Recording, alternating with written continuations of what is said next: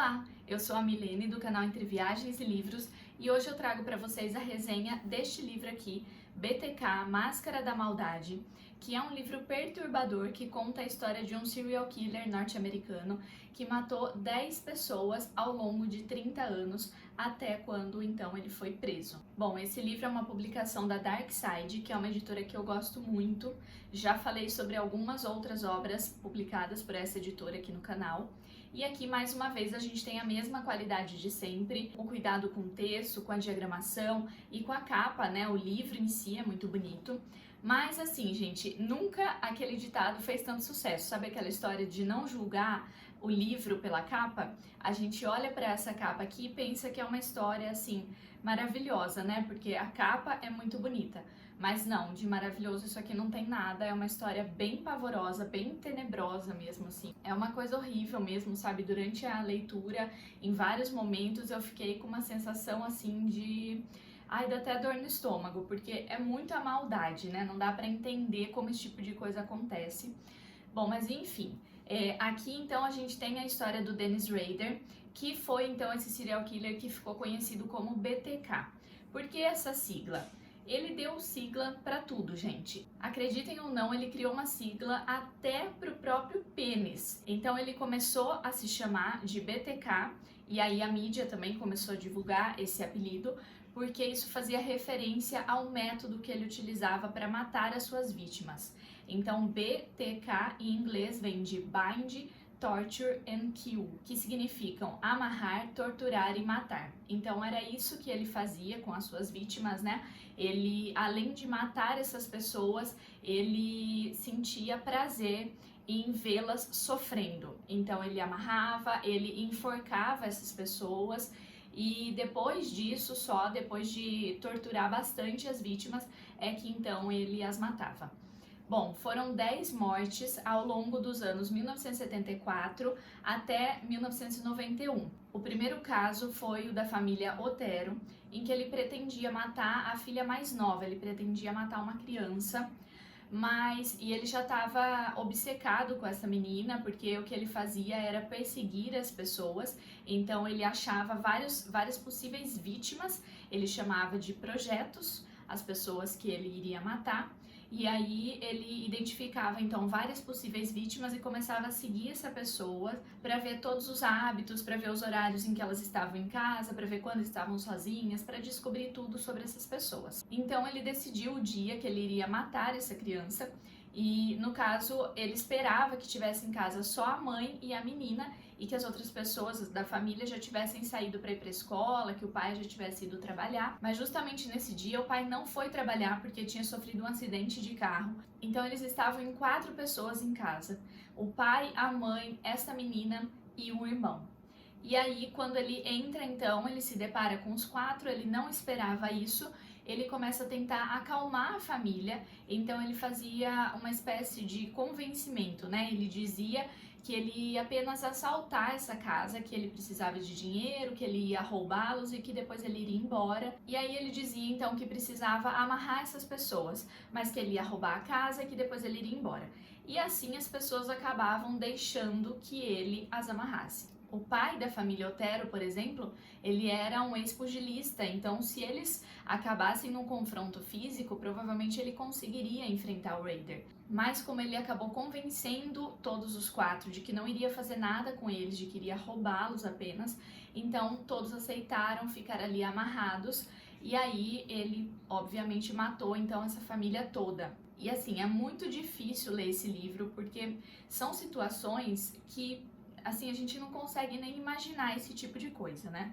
Então, esses detalhes eu deixo para quem realmente quiser ler o livro, porque é pesado, não gosto nem de recontar, assim. Mas enfim, ele cometeu então esse primeiro assassinato já com 4 pessoas, e a partir daí ele não parou mais. E esse primeiro assassinato, né, das 4 pessoas da família Otero aconteceu na cidade de Wichita, no Kansas, e essa era uma cidadezinha muito tranquila. Então as pessoas não tinham nem costume de fechar a porta, né? Para você ter noção, ali era uma cidadezinha pacata, não acontecia muitos crimes, então realmente os vizinhos confiavam um no outro, tinham uma relação de amizade, de proximidade, iam dormir, deixavam a porta aberta.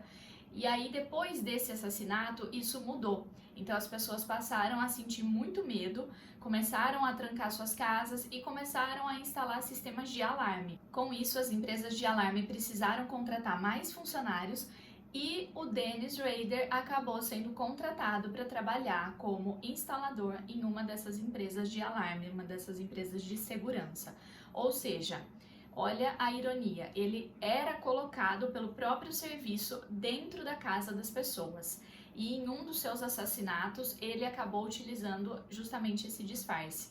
Ele fingiu que ele estava indo ali para instalar alguma coisa, quando na verdade ele ia assassinar a pessoa que morava naquela casa. Bom, nessa época a polícia não dispunha ainda de muita tecnologia, eles não tinham muitas maneiras de fazer uma investigação sobre casos de homicídio. Então, como o próprio livro mostra pra gente, a maioria dos crimes que aconteciam ali naquela cidade eram crimes relacionados a alguma vingança, então eles acabavam conseguindo prender a pessoa porque era alguém conhecido da pessoa que faleceu. Então, eles rastreavam ali o círculo de amizades, eles rastreavam possíveis desentendimentos e acabavam chegando no culpado.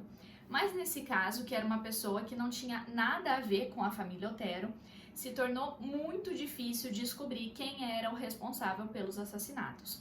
Eles já tinham, desde o primeiro caso, então desde a morte do Otero, eles já tinham material genético do Rader, porque ele foi bastante descuidado, então eles acharam sêmen na cena do crime e preservaram esse material, ficou tudo guardado, né, de posse da polícia. Só que eles não tinham o que fazer com esse material. Nessa época ainda não existiam os testes de DNA, então por mais que eles tivessem o material, era impossível fazer alguma coisa, examiná-lo de alguma maneira. E isso ficou guardado então. Ao longo de todos os seus crimes, o Rader sempre tinha algum problema. Por exemplo, ele planejou matar uma mulher, ele seguiu essa mulher, viu que ela ficava sozinha em casa, só que aí no dia que ele escolheu para matar, ele entrou na casa dela antes que ela voltasse do trabalho e na hora que ela abriu a porta, ela estava junto com um homem que era o seu irmão e tinha vindo passar alguns dias ali. Então, assim, sempre tinha algum tipo de imprevisto e nisso ele acabava se atrapalhando muito, ele fazia algumas besteiras. O irmão dessa moça, por exemplo, conseguiu fugir e aí eles tinham então uma pessoa que viu o assassino, né, que viu o rosto do assassino. Mesmo assim, era muito difícil relacionar aquele retrato falado, aquele rosto que a pessoa viu com o Dennis Rader. Por quê? Porque ele tinha um disfarce perfeito. Sabe aquela história de que se você quer se esconder, o melhor é você se mesclar às pessoas? Então era exatamente isso que ele fazia. Ele tinha o disfarce ideal, porque ele era uma pessoa que tinha um emprego normal, vamos dizer assim, né? Ele trabalhou por um tempo como instalador de alarmes, mas ele teve vários outros empregos, até que ele se tornou funcionário público, funcionário da prefeitura, e aí era realmente um excelente disfarce, porque ele era conhecido na cidade, ele tinha um cargo de autoridade, vamos dizer assim, não era muita autoridade, mas ele se achava o máximo por causa desse cargo. E, enfim, as pessoas confiavam nele. Além de tudo isso, ele fazia parte dos escoteiros e ele também se tornou presidente da congregação luterana da cidade em que eles moravam. Então ele estava tão misturado ali no meio de todas as pessoas, né? Ele ia na igreja todo final de semana, ele trabalhava normalmente, ele fazia parte dos escoteiros, ele tinha todos os disfarces de que sua vida era uma vida comum. Então a suspeita nunca recaía sobre ele. E aí então durante esses 20 anos, mais ou menos 20 anos, de 74 até 91, ele assassinou 10 pessoas e ele usava inclusive o salão da igreja luterana para cometer os seus crimes. Em um dos crimes, por exemplo, ele levou a vítima até a igreja, como ele era o presidente ali daquela igreja, né, daquela congregação, ele tinha a chave, então ele entrou, ele levou a vítima, ele fez tudo que ele queria fazer ali dentro e depois ele saiu para enterrar essa vítima. Então, assim, gente, era um homem extremamente cruel. Aqui a gente tem a descrição de todos esses assassinatos, né? Mas, pra mim, o principal desse livro não é essa parte que fala sobre o assassino em si, mas é a visão que o livro apresenta sobre todos os outros envolvidos. Então, a história do assassino tem aí em toda a internet, né? É só você pesquisar se você quiser saber o que aconteceu com ele, tem disponível na internet. Mas o que eu achei o diferencial desse livro foi o trabalho investigativo excelente que foi feito aqui. Esse é um livro que foi escrito por 4 jornalistas que faziam parte da redação do Wichita Eagle, que era um jornal lá da cidade, e é um jornal que foi essencial assim durante esse período de perseguição ao Dennis Rader, porque é através desse jornal que o BTK se comunicava com a polícia.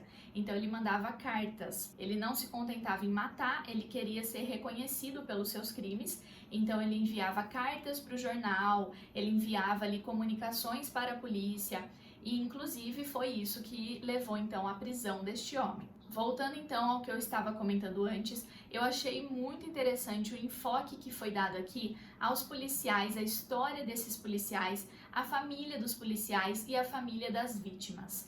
Então aqui a gente vê todo o reflexo desses assassinatos na cidade, na comunidade em si e nas famílias das pessoas que estavam próximas a esses casos. Então, por exemplo, Charles Otero, ele foi um sobrevivente, ele não estava em casa no momento dos assassinatos, ele estava na escola, e quando ele chegou da escola, ele se deparou com aquela cena, ele entrou em casa e viu aquela cena, então vocês podem imaginar o trauma que isso causou, e aí o livro traz um pouquinho do que aconteceu com ele ao longo de sua vida. Então ele se tornou agressivo, ele foi preso por causa de violência doméstica, e ele sempre alimentou a vontade de matar o assassino, que aliás ele achava que não era um assassino, ele achava que era uma equipe ou pelo menos 2 pessoas, justamente porque como seu pai era um pugilista, ele não imaginava que uma pessoa sozinha teria conseguido então dominar o seu pai. Então, assim, a gente vê como essas pessoas ficaram profundamente marcadas pelos assassinatos que aconteceram nas suas famílias. Então, eu gostei muito dessa perspectiva que o livro apresenta, de não ficar só focado na história do Dennis Rader, mas também de apresentar o que aconteceu, então, com os sobreviventes desses casos, com as famílias dos policiais e com os próprios policiais. A gente via que esses policiais estavam ali em extrema pressão, né? Porque todo mundo cobrava uma resolução desse caso. Então a cidade, o prefeito, a imprensa, todos cobravam a resolução para o caso. Eles próprios se cobravam muito, né? Eles queriam descobrir quem era o BTK. E à medida que eles não conseguiam, a sensação de frustração era muito grande. Então muitos desses policiais desenvolveram alcoolismo, por exemplo, né? Eles saíam do trabalho, toda vez que acontecia ali um crime, um assassinato, eles saíam, iam para algum bar e bebiam bastante, porque eles não conseguiam controlar essa sensação de frustração, de impotência. E aí um dos policiais que se tornou chefe dessa força-tarefa, que acabou prendendo o Dennis em 2005, era o Landwehr, e a gente tem também o que aconteceu com ele e com a sua família. Então o filhinho do Landwehr, por exemplo, ficou com muito medo durante todo o período ali em que o pai estava trabalhando nesse caso, porque na escola as crianças falavam, as crianças comentavam sobre o caso, porque ele via na televisão, então ele ouvia falar desse caso e ficava com medo de saber que era o seu pai que estava fazendo essa investigação. O livro nos conta também que os vizinhos do Landwehr acabaram ficando com medo de morar ao lado dele, porque eles pensavam que o BTK poderia querer se vingar desse policial, poderia errar a casa e matar algum dos vizinhos.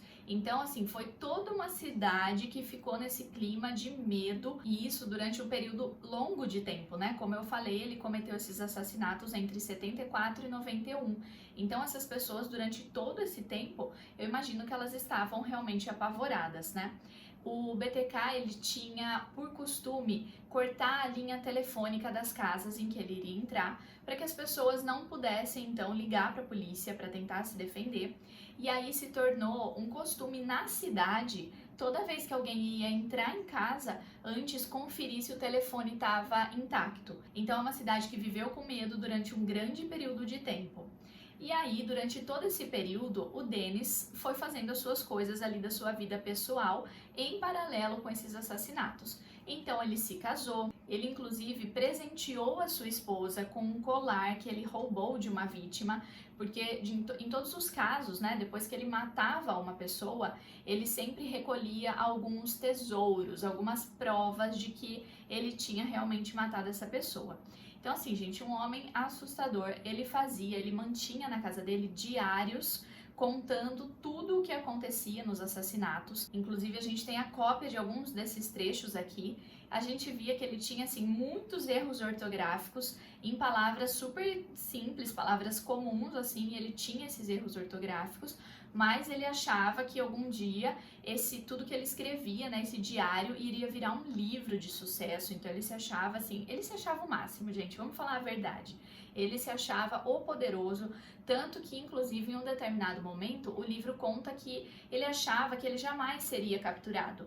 E por isso que ele resolveu começar a brincar com a polícia, começar a mandar essas cartas através dos jornais, porque ele achava que ele era esperto demais para ser capturado. Mas apesar dele se achar tão inteligente, foi por causa de um erro que ele próprio cometeu que ele acabou então sendo preso. Bom, mas assim, eu fiquei chocada durante vários momentos nessa leitura, porque eu pensava como ninguém descobriu. Gente, ele tinha tudo isso guardado em casa, ele guardava isso num cômodo, né? Então que eles tinham ali as ferramentas, as coisas, e ele deixava tudo dentro de uma caixa. Então ao longo de todos esses anos, a mulher nunca foi lá, nunca olhou naquela caixa, a esposa dele, né? Nunca teve curiosidade de abrir a caixa, os filhos também nunca mexeram ali. Então, gente, é algumas coisas assim que não dá pra acreditar, né, que isso acontece, que passou tanto tempo e a pessoa nunca achou. E realmente depois, quando ele foi preso, os policiais entraram na casa, tava tudo lá. Então, tava ali para quem quisesse ver que ele era realmente o culpado. Bom, uma outra coisa que me deixou chocada também é que durante o período em que ele trabalhou como fiscal da prefeitura, que ele era responsável, assim, para vocês entenderem, por fiscalizar os jardins. Então ele tinha que ver se a grama do jardim estava cortada, se as casas estavam com o quintal em ordem, se não tinha entulho, acúmulo de lixo. Ele fiscalizava também os animais ali da vizinhança, então ele via se tinha animais soltos, né? Recolhia então esses animais e levava para o órgão responsável. Isso em tese, tá bom? Isso é o que ele deveria fazer na sua profissão. Mas ele usava o seu trabalho para descobrir novas vítimas, para perseguir mulheres, para conseguir objetos dessas mulheres, porque durante o tempo em que ele não matou, durante os anos em que ele ficou inativo, vamos dizer assim, ele não estava parado. E o que ele fazia? Ele entrava na casa dessas mulheres, ele roubava roupas íntimas, ele roubava fotos, objetos ali dessas mulheres e depois ele ia para algum lugar, então ele ia para algum hotel, ele ia para algum lugar, ele vestia essas roupas e ele se pendurava, ele fazia algumas coisas assim muito bizarras. Então ele era sadomasoquista e aí ele se amarrava, ele se enforcava vestido de mulher e muitas vezes ele usava essa máscara. Por isso que ela está então aqui na capa desse livro. Então quando ele foi preso, os policiais encontraram fotos dele, inclusive uma foto, por exemplo, dele pendurado numa árvore, se enforcando, né? Ele se auto-enforcava através de um sistema ali de polias. Ele estava vestido de mulher e usava essa máscara. Ele também colocou uma máscara como essa no rosto de uma de suas vítimas, que era uma senhora, e depois de assassinar essa senhora, ele pensou que é muito difícil contar essas coisas, porque realmente é horrível, gente. Mas assim, ele olhou pra ela, pensou que não tava bonito e colocou essa máscara no rosto da senhora. Então, um homem que, assim, não tem nem o que falar, né? É uma coisa perturbadora, realmente. Se você gosta desse tipo de livro, o livro é muito bem escrito, mas você precisa ter estômago para ler. E durante esse tempo, então, em que ele trabalhava como fiscal da prefeitura, ele recebeu várias denúncias. As pessoas faziam denúncias contra ele por causa de abuso de autoridade. Então, gente, ele ia na casa das pessoas e começava a multá-las de acordo com a vontade dele, não porque realmente tinha alguma infração acontecendo ali. Então, por exemplo, tinha uma mulher que ele nunca fez nada com aquela família e tal, ele era responsável ali por fiscalizar a rua, e essa mulher era casada. Acontece que em um determinado momento ela se separou do marido e aí, depois de um tempo, ela começou a namorar um homem. A partir do momento em que ela começou a namorar, ele começou então a implicar com essa mulher, ele dava muitas multas para ela, ela tentou reclamar disso, mas as outras pessoas não faziam nada. Inclusive, em um momento, ele disse para ela que tudo aquilo poderia acabar, que ela poderia parar de receber as multas se ela terminasse o relacionamento com o namorado.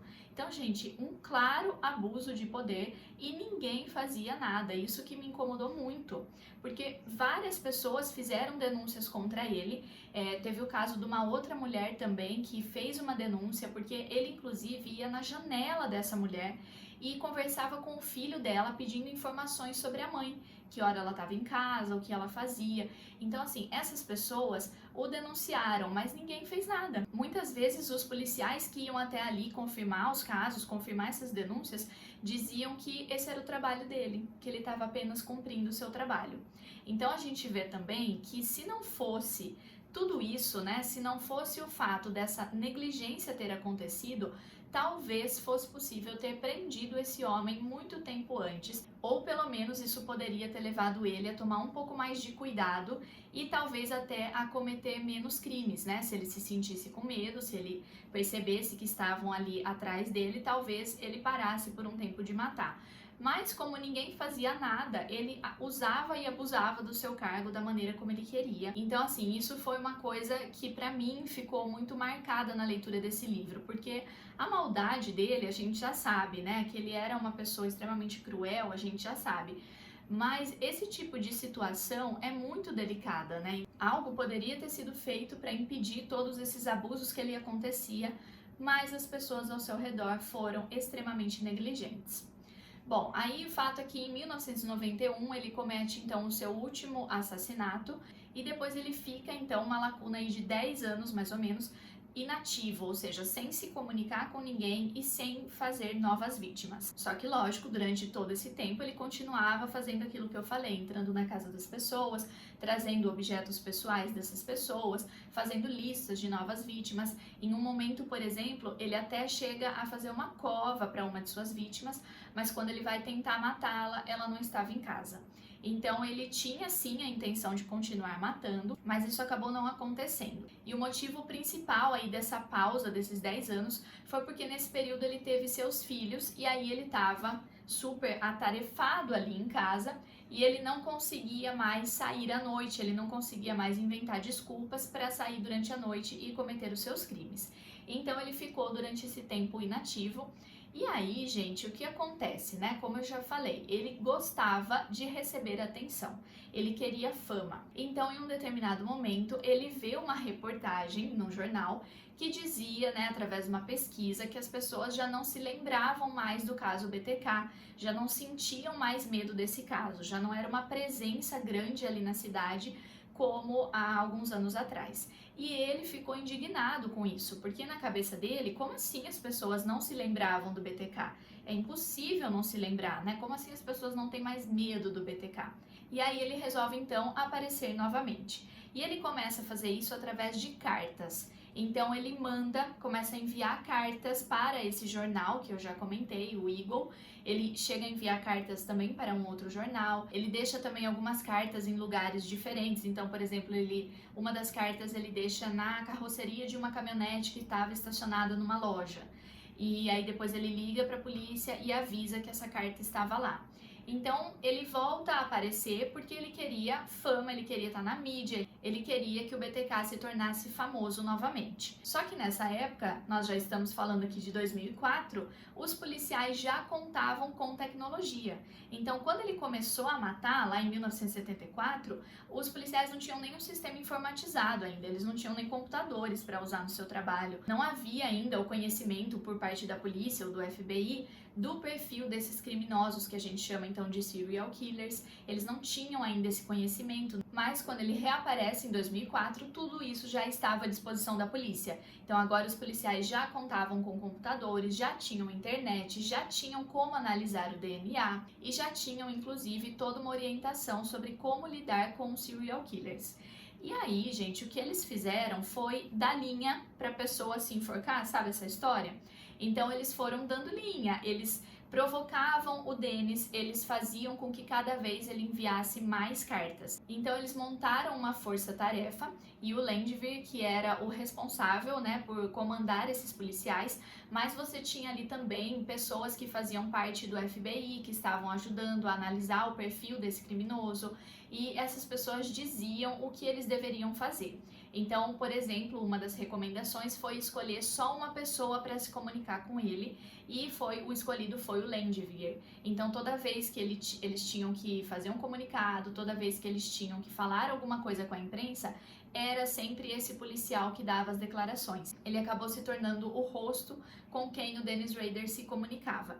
E aí, sempre nos seus discursos, que já eram pensados estrategicamente pela polícia, ele colocava alguns elementos que levava o Dennis a querer enviar outra carta e a dar mais informações. Então, eles falavam alguma coisa que fazia ele querer mostrar que ele era realmente o assassino. Então, por exemplo, mas a gente não sabe se você é realmente o BTK, como que a gente pode saber? E aí ele fazia o quê? Mandava uma evidência. Então, todos aqueles tesouros que ele tinha coletado ali, todas aquelas relíquias das pessoas que ele assassinou, que ele guardava na sua casa, ele começou a enviar isso para a polícia. Ele mandava também trechos do seu diário, então ele chegou a escrever poemas para as vítimas, sabe? Uma coisa muito mórbida assim. Mas então ele mandava a cópia desses poemas, ele mandava objetos das vítimas, e aí realmente os policiais iam instigando essa comunicação. Até que chegou o momento em que ele cometeu um erro absurdo. Eu não vou contar o que foi, mas foi uma coisa que eu falei, não, gente, não é possível que foi isso que levou à prisão desse homem. Mas enfim, depois que ele cometeu esse erro, em questão de minutos, a polícia já sabia quem era o BTK e foram atrás então dessa confirmação, porque o Landwehr não queria se precipitar, ele queria ter total certeza de que eles iam fazer a prisão certa, né, de que eles iam prender a pessoa certa. Então eles foram, por exemplo, até a igreja da qual ele era presidente ali na congregação luterana, eles investigaram o computador que estava disponível lá, que era utilizado pelo Dennis Rader.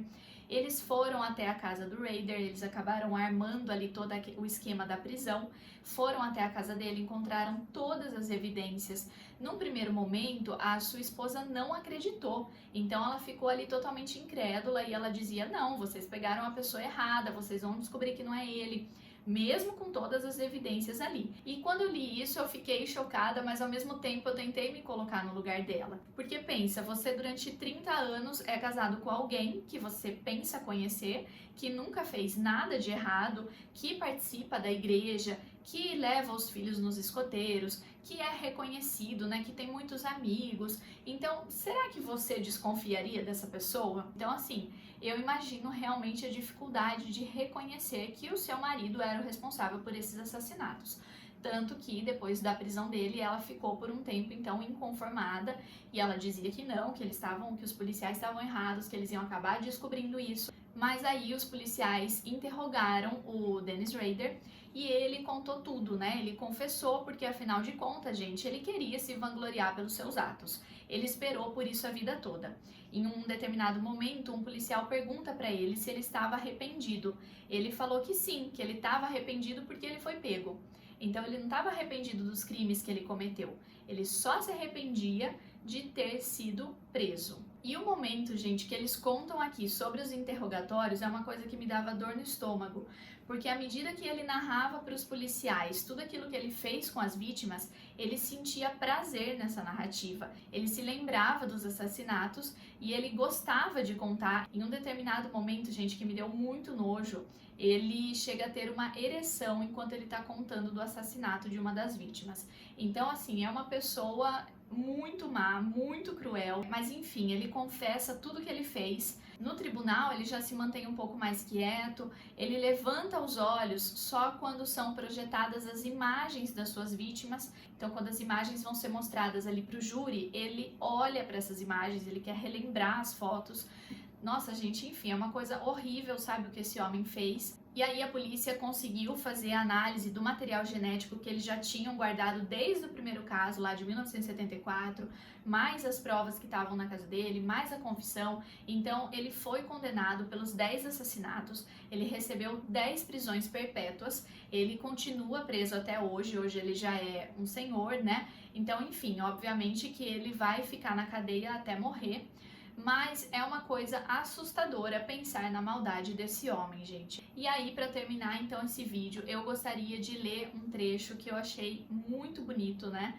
Eu achei um gesto muito bonito do juiz responsável pelo julgamento desse caso, porque ele permitiu que todas as pessoas das famílias das vítimas falassem. E eu achei isso uma atitude muito nobre, assim, e importante realmente, né? Porque eu penso em tudo que essas pessoas guardaram ao longo desses 30 anos, em tudo que eles gostariam de falar para esse assassino, e ali eles tiveram essa oportunidade. Eu vou ler então um desses trechos, que é da Carmen, da filha do Zotero. Eu achei muito bonito o discurso que ela fez então nesse julgamento, e aqui a gente vê um pouquinho da força que ela precisou ter para enfrentar tudo isso que aconteceu com a sua família.